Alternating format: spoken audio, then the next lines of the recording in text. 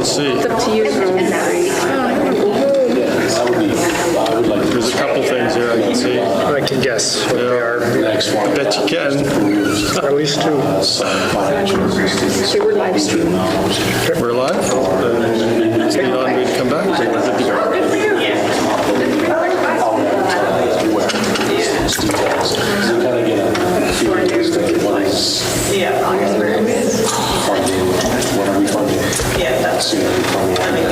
This was the first meeting since December, for my December. That's always bugged me though, for years and years and years, that they'll never tell us what they're doing. Even in camera. There's a tourism report that comes with it too, like Yeah, but they there's, won't tell you any details about homes in the area, economic activity. They don't tell you nothing over there. And I've brought that up before. they're in the minutes. Not the details. So then, They've been like that forever. the loans that people can apply for, does council wish to have the board is on those emails? I'd like to know that they wrote 15 loans and it was $230,000. There were 3 loans and 2 were applied for, or pardon me, there were 3 were, We are live streaming, by the way. Just Oh, and who letting had you the know. loans? 3 applications came in and 2 were. All right, I guess we'll call the committee of the whole portion to order, please. All righty, on the agenda, 3.1, notice of public hearing for a variation. Information? Nope, here we go. There we go. Yeah. It's, so this is Michael O'Rourke on his property coming into town there. He's looking to add a billboard. It does not fit within our current zoning bylaw. He will be looking for a variation, and then we will be having the public hearing August 19th. Okay, did he provide any support material, like any drawing? We're still in the works. picture? It's still in the works. It's still in the works, Yeah, okay. it'll be coming. It'll be available for the public hearing. It'll be for the public hearing. So right now, this is information. Just a heads up. Cool. 4.1, Councillor Forrester.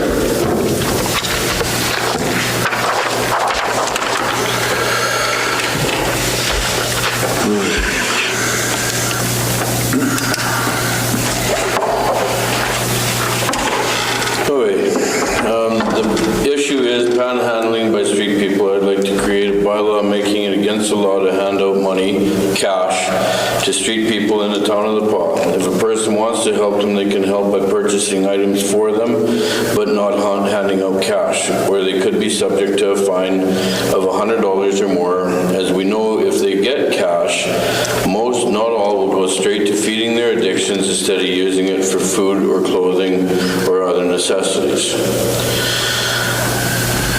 I believe there's already a bylaw against the act of panhandling. This would assist with that by not allowing the public to hand out money, but still allow them to help if that's really their intention.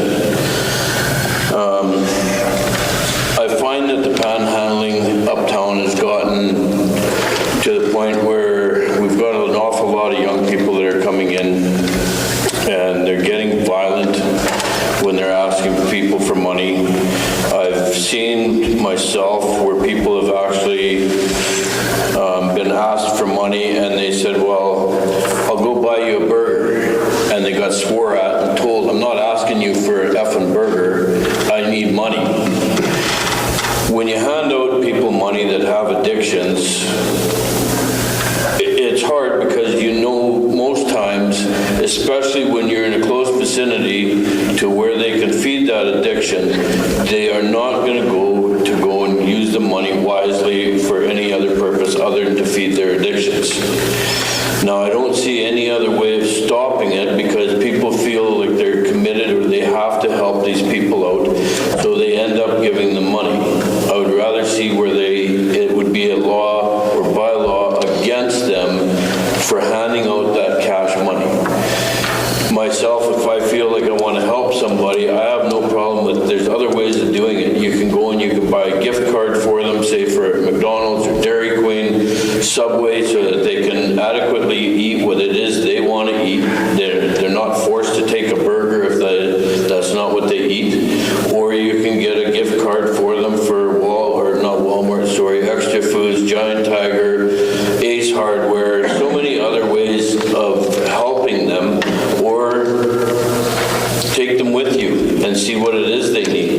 help them out that way.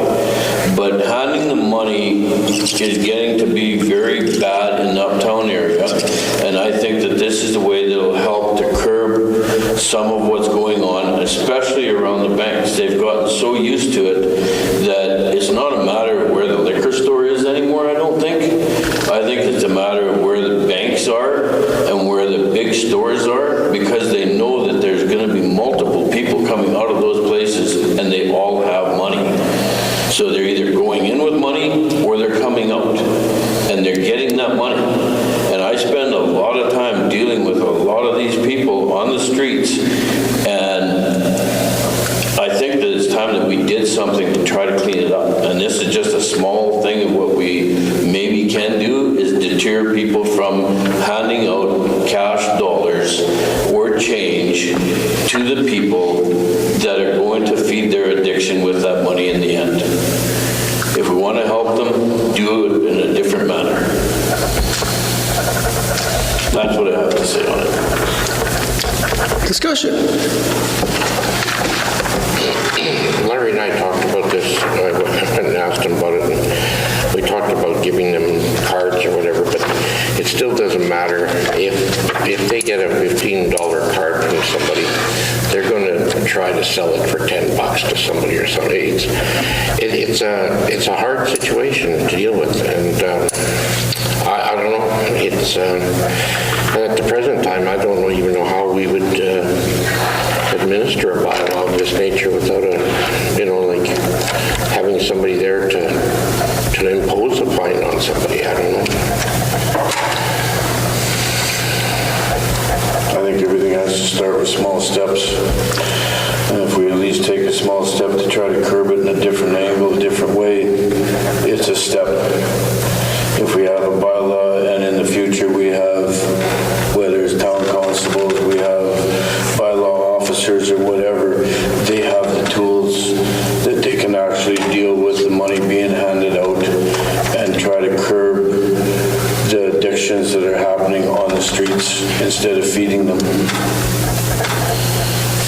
I've lived here my whole life and I've never seen it as bad as it is right now.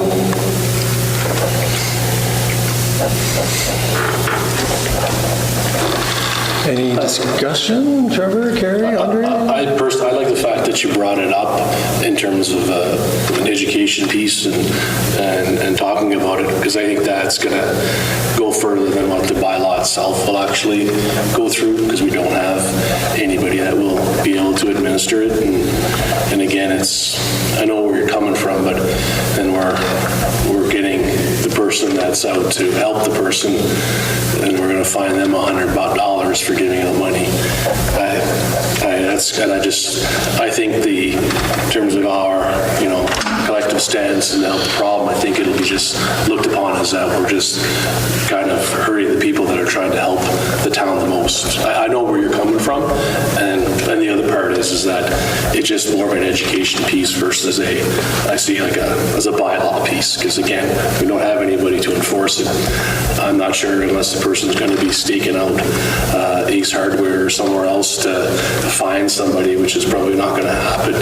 It's just writing in a bylaw that goes in a book that doesn't get enforced and has no teeth, and so that's all I have there to say about that. I'm not in the position to tell anybody how they can and can't donate their money. I wouldn't expect anyone to tell me what I can do with mine. I would, though, encourage people to donate to organizations so that programming and partnerships can be formed and they can be strengthened by it all. I feel that this isn't a step in the forward direction. I feel like it's a step behind. I think we'd be moving backwards in terms of assuming that by us giving somebody something that we know what they're going to do with it. There's clothing that's purchased, there's cell phones that are purchased, there's minutes for the cell phones. money, it doesn't matter what it's used for. If somebody gives somebody else a donation or a gift, what they do with that money is what they want to do with that money. Yeah, I mean, I go with what Trevor said as well. I understand where Larry's coming from and the intent of it, but I'm just not 100% sure that would correct the issues that we're having. It's good education, and we should try to recognize a person has a serious health issue when you have addictions and things that we can do to help them get better, but I'm not really sure. We have a bylaw right now for panhandling that we don't enforce. We'll put another bylaw on top of it.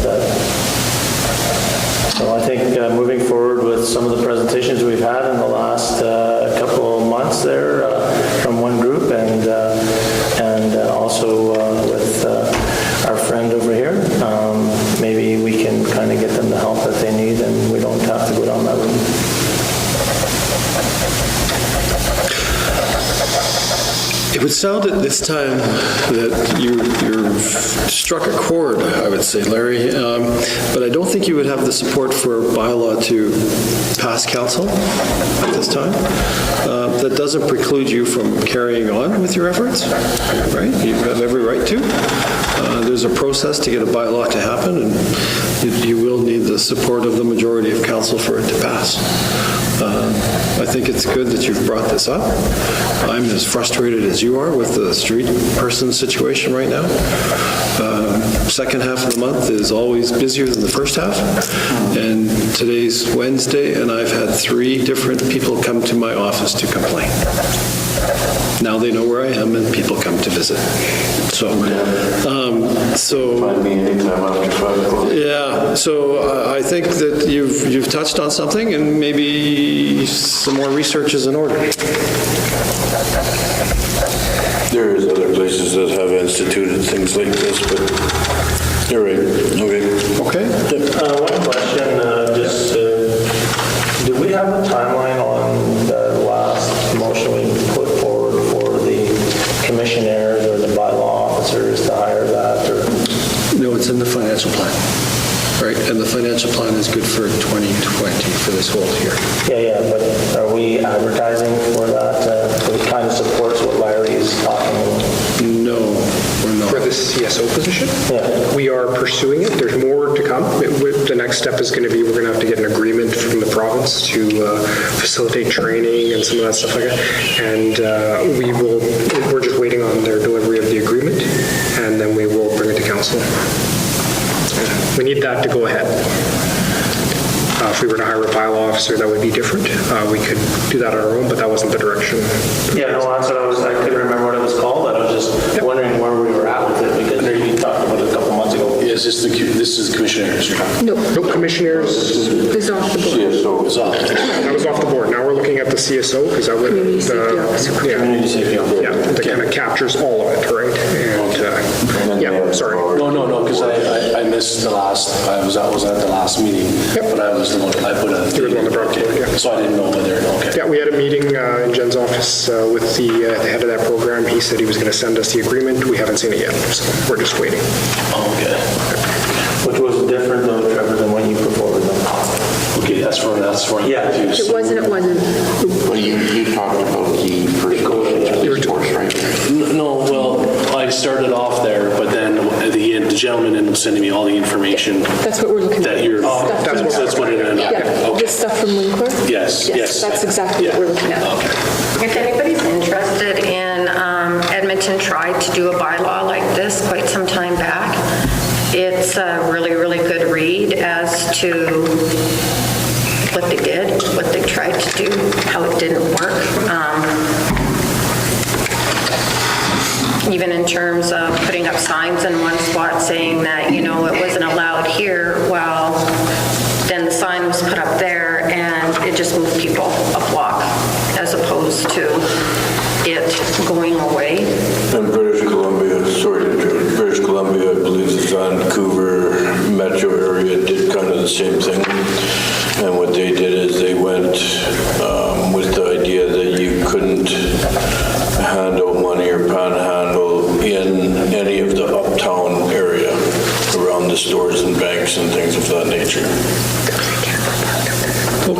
So you'll do some more research? Yep. All right, thank you. Excuse me. 4.2, office space rental policy.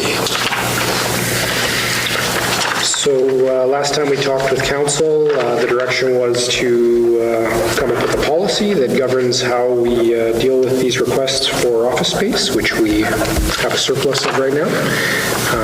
We put together a policy and a template, and looking for council approval. Yeah, you'll figure out the market. I see you got market rates, so you'll talk to the realtors or somebody.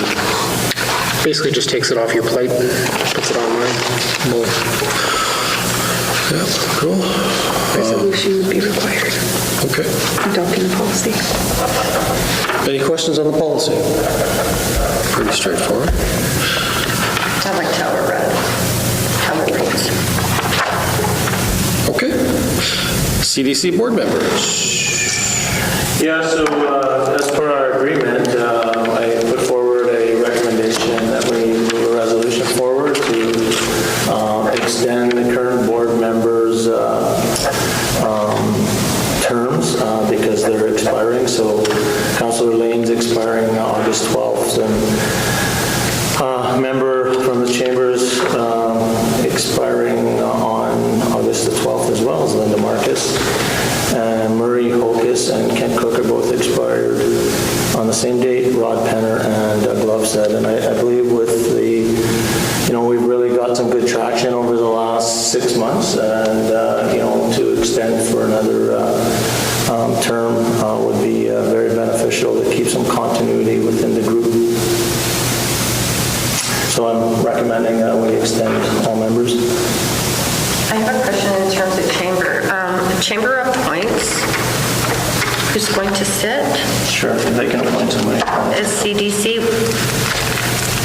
So I just don't understand. I don't understand, Andre, how all the dates are the same.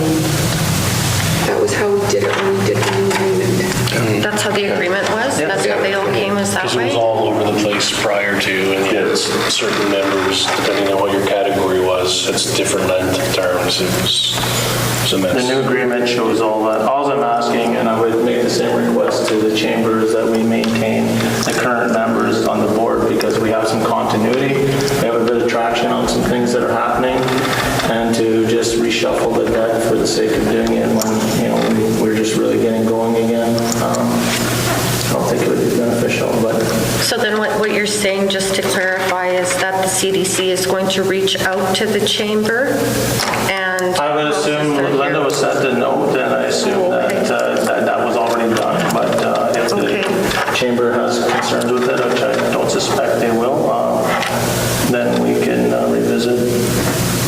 I just haven't been part of chamber for a year, but I do know that when I was part of chamber that somebody was appointed at the AGM, because it all revolves around their terms too as to whether or not they are a chamber member. Well, they all expire next month, so there's Wednesday AGM for the chamber, so we would have no member for that period of time.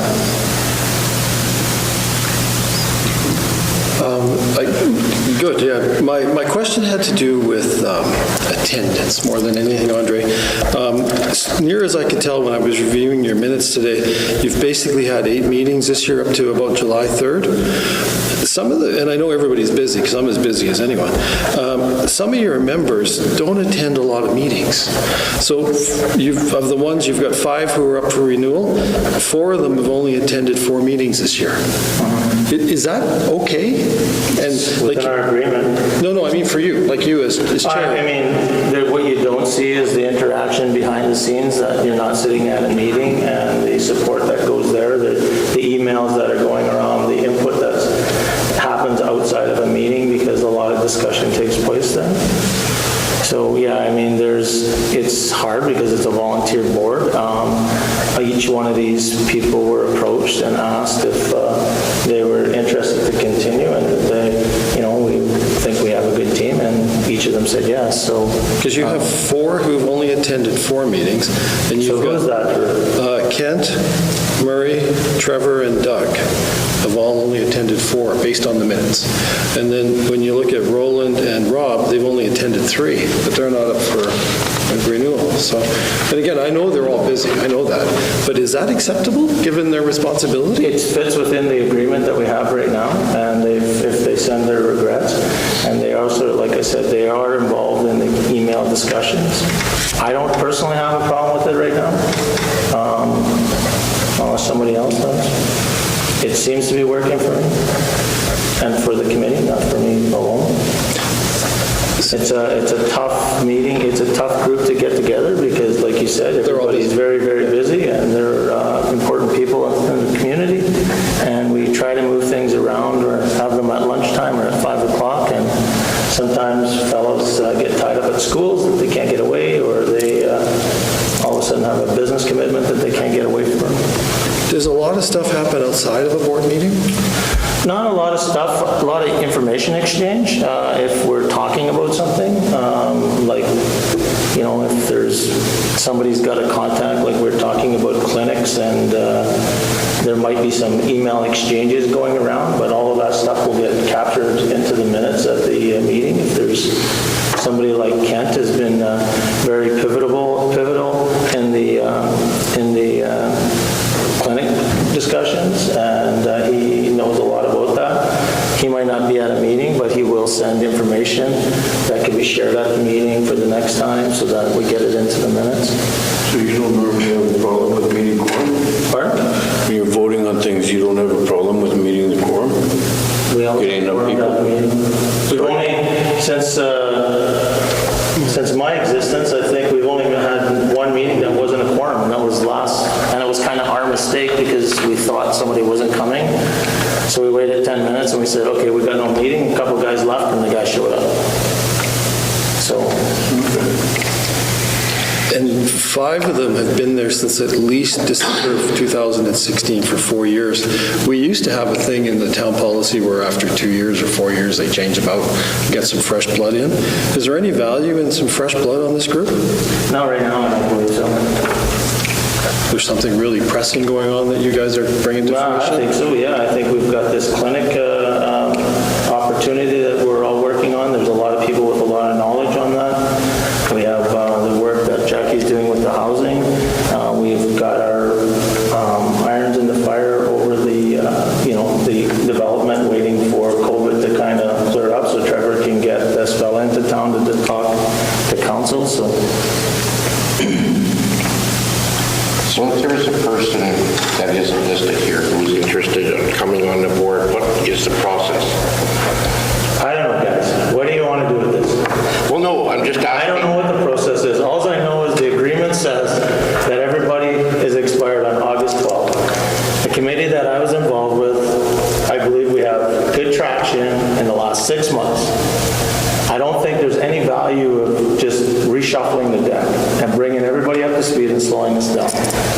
If council doesn't, if they have other members that they would like to put on the committee, No, put their names forward. that's not, I'm not saying we want to put anybody on there, but it's a volunteer committee.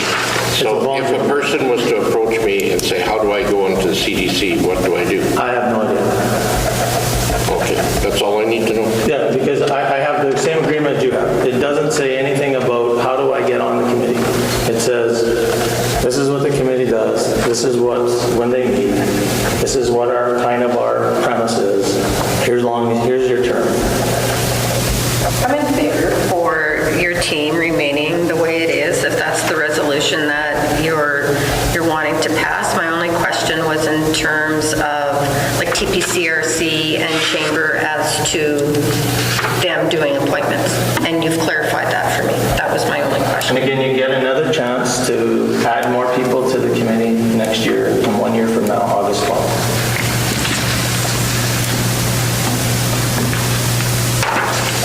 I just didn't want to break the bylaw rules or the procedural rules to make sure that I got the information in prior to them becoming expired, and we have the same discussion we had last year. Yeah, I don't disagree with you. My only concern is poor attendance, because you've got, how many guys on your board? 3, 6, 9, 12? You've got 4, 5, 6, like 60 like 6 of them, which is well over half the board, have missed more than half the meetings. So it makes you wonder just exactly how committed they are. Well, I guess Herb is pointing me as the chair of the CDC. I guess you would have to just trust me that it's, I believe this is the right decision. Oh, and I do trust you, Andre. My concern is, though, that this is the economic driver or engine of the community, and when half the board members miss half the meetings, it kind of questions my confidence in their commitment. Well, and again, I think you have to look at the output of the committee as a whole, the CDC as a whole, to see what our accomplishments are. And although that they might not be at the meeting, I still think they're supporting the process. I think, like the amount of time, you said I missed 4 of 8. That's what it said according to the minutes. Okay, I'm saying, anyway, I found that hard to believe, but anyway, let's just say that's true. So the amount of time I've spent on the phone just dealing with a couple of individuals about that one development that may or may not happen is a lot. And then the contacts that I made with Jackie and Andre or whoever else on the committee has been a lot. I mean, if we're going to talk about attendance, let's pull everyone's attendance from all of the meetings and all the committees that we all attend, and how many meetings that your particular organization or committee that you're on actually has in a run of a year. Let's pull those out and let's have a look and have a discussion on all those. Because I can tell you right now, the museum is one organization that has a meeting every single month, no matter what, and there's a lot of other organizations that we have representation on that rarely ever meet. And then let's not talk about minutes, which is another question about this particular committee that we've talked about in terms of whether the minutes are out or how, like, we don't have that discussion about many of our other organizations that we send people on. So I just want to get that out. If we're going to talk about the attendance on one committee, let's pull out all the attendance and have a look at it all before we start making kind of broad judgments as to what the particular members' contributions to certain committees are. Maybe that's a good idea. Well, I agree. Maybe it's a good idea. If people in the community are concerned that things aren't happening, well, maybe it's because the boards are structured wrong. You might be right. I know, and then that goes into another conversation where certain councillors are on committees that meet regularly every month, and they're on more committees than other councillors. So you're doing double and triple the work. So how fair is that? So if we're going to open up the can of worms, let's open up the whole thing. So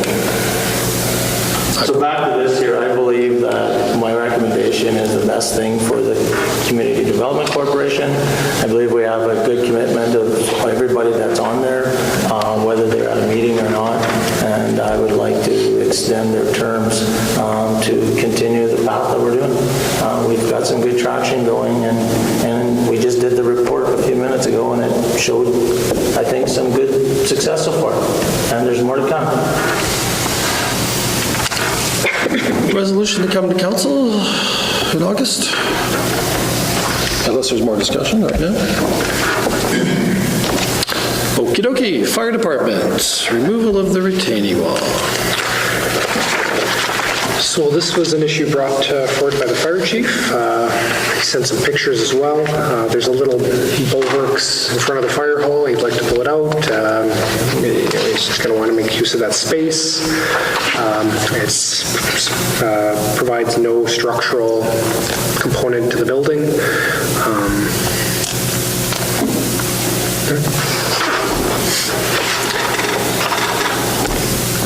I can't see any reason why we wouldn't want to do it, but in this case, I think he wanted to bring it to your attention in case somebody had... Isn't it going to look worse though? Like, I don't understand, additional parking, but if you pull that cement out and that grass out, then you're going to have dirt there. Well, he'll finish the surface afterwards. No, but that's what I mean. You're going to have gravel there. Or asphalt. Continuation of the asphalt. Yeah, but then, so the cost of that is not $4,000. To asphalt that and remove all that material? It's mostly internal cost. He never handed in any, Incremental. Oh, yeah. It won't affect the operating budget. yeah, money's gonna come from somewhere to do it, so, or replace it. Most of the components to do this project will be sourced internally. It will not affect our operating budget in a significant way. I think even the number you quoted there is probably something that would be included on the capital sides. It's just part of the building. Is this something that even needs to come to council, or is this just It for isn't necessarily information? something Because I don't- because this building plays a prominent place for the town structure, and we're highly visible on the highway here. Something like this, if it didn't come to council, I'm sure the questions would come once we started the work. So might as well get it out front. You guys can have the discussion. If there's going to be a problem with it, we can deal with it. If it's just a absolutely no, we can stop moving forward now. I know our fire chief is really excited to do this. He's been on this for a couple of years. Again, it doesn't, And he can find it within his existing budget? and he said he can find it within his existing budget without pushing us backwards on the operating side, so. And this was passed 3 years ago, was it not? By past council? No, I don't think so. I So it's just kind of. thought it was. I thought it was requested Not really. 3-4 years ago. I guess it could be. I didn't really think of it that way. Okay. So Graham, you mentioned that you find this in your existing budget, which is great. So what would he be dropping then for $4,400? He included a little bit of extra funding in his training and ground improvement budget, so this would be some of the funds coming out of there.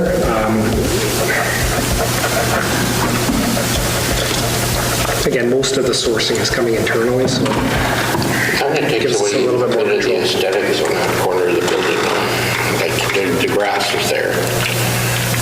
And there's only ever 2 vehicles parked there, so I don't know why you'd need more parking.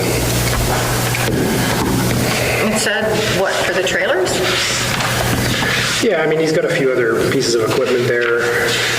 He juggles around. I mean, even to get his firefighters, when they all come respond to calls, if there's, a dozen vehicles, then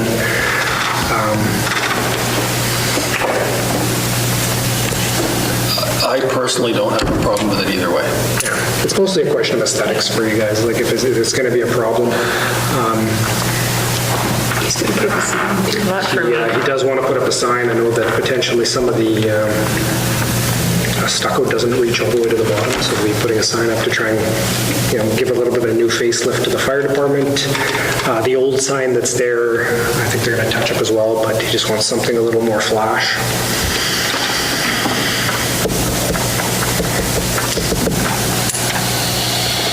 So what do you need? Just more of a discussion. If there was anything that, I know, like I said, obviously concerns about the budget, I don't see that that's going to be a concern. If it does reach that point, I will just be stopping it, right? That's just more of an administration side. If it's a question about, well, I love this building, I don't want to see changes, I'd like to hear that from you guys now. I love this room, I don't want to see changes. I mean, I don't want to speak for you guys in terms of, Personally, I don't have a problem with it. Did you, anybody, you guys? I don't have a problem with it as long as we're not taking town employees from something else to go and worry about this. We got a lot of stuff going on this year, right? yeah. The fire department, they generally take care of their own casts and upgrades. Do they not? Like for the training gown? Yeah, Not they do a gowns. lot. Yeah. And again, I will manage the details of how this gets done. That's not the issue here. I'll ensure that it stays within budget. I'll ensure that, the proper finish is completed. We won't have just a big scar on the side of the building. I just want to make sure that you guys are okay with this anyway. Is the consensus okay with this? Yeah. Majority? Okay. Alrighty, 2020 tax sale. So this is another one for me. We got correspondence from tax service. As you recall, we suspended our tax sale earlier in the year. That was a direction from the province. Now they're saying that as of September 22, we are allowed to proceed again with tax sale. However, to start up proceedings at that time, we would be pushing into March 2021, so for the actual sale. Looking at what's outstanding right now and the specific properties included, I would probably recommend that we just forego the tax sale for 2020 and just start up again for 2021. We can still do it, but that's a short period to be doing 2 tax sales back to back. Those same properties would be dealt with again in November. So that's for people who haven't paid their taxes to 2018? Yeah, so it's 2 years back. 2 years back. So this if we waited till next spring, can we do 19 as well? Absolutely, yeah. Yeah, so it's a double header. If it catches them all in the next one, again, we could pursue it. Again, I feel like the risk is low at this point. Double the administration, basically, on something like this. So. I think we need to move forward myself. Okay, move forward? A resolution to come. Yep. We're just going to cancel 2020 and it'll all be captured in 2021. 4.6, zebra mussels. So we did correspond with Chris Smith from Conservation. He was very excited to come give a presentation to council, and he gave us a couple dates. If you're interested, or if a few of you are interested, we can set something up. I'm just looking for show of hands, basically, and which dates work for whom, and I will set it up. Or, the other side of this was council was interested in us pursuing it a little bit more. I had Lars, who was an ex-CEO, looking into it a little bit. It became more of an education piece than anything. He was checking the signage. We're pretty comfortable with what we have here. Our role is not to get involved in enforcement, we were told, just the education component and the signage. So that was from the admin side. We've already kind of gone down that road. So now it just becomes if council's interested in a little more information, a little more of a personal presentation from Chris. He's absolutely willing to give it. So. I would be, but not this week. Fridays, I'm already busy. Next week, I can slip it in somewhere for me. So he provided dates the 17th, 21st, and 22nd. So that Friday, I get you not there. 21st and 22nd, what is that? Tuesday, Wednesday. Tuesday, Wednesday. Yeah. So, either one works. Right, so. Second, I'm not available. 21st? 21st. 21st? 21st, sure. I will let him know. Great.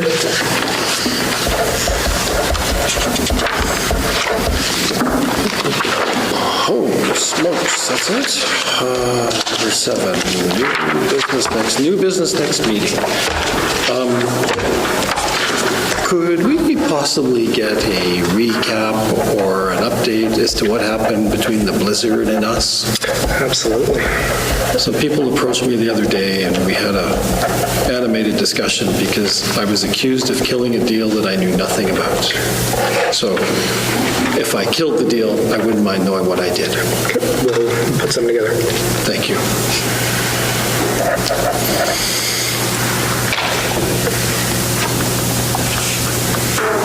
We have some stuff for in camera, so move that. Resolve that we do now move ourselves into the camera portion of the committee of the whole with Mayor Jakes in the chair to discuss matters requiring our attention. Thank you for coming, folks. Thank you. Appreciate it.